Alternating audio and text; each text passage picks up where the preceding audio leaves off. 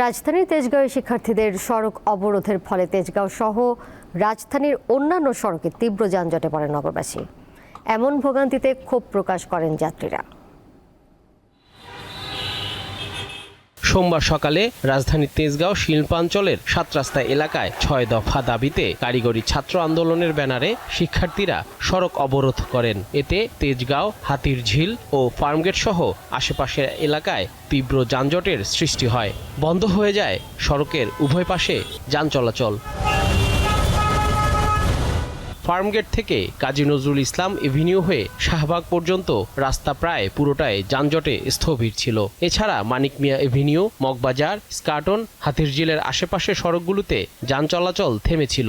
গন্তব্যে পৌঁছাতে ঘন্টার পর ঘন্টা অপেক্ষা করতে হয় যাত্রীদের। এমন ভোগান্তিতে বিরক্ত অনেকে। যানজট ভাই, ওই সামনে যে মিটিং মিছিল না জানি কি হচ্ছে, এই জন্য জামটা মনে হয় বেশি। সকালবেলা মোটামুটি একটু ফিরে গেছিলাম, কিন্তু এখন 2 থেকে আড়াই ঘন্টা হয়ে গেছে, আমরা অলরেডি জামের ভিতরেই আছি।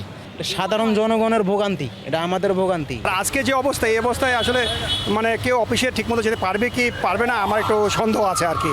অন্তর্বর্তী সরকারের দায়িত্ব নেয়ার পর নানা দাবিতে সড়ক অবরোধ করে আন্দোলন করা যেন এখন নিত্য নৈমিত্তিক ব্যাপার, যার ভুক্তভোগী হচ্ছেন সাধারণ জনগণ।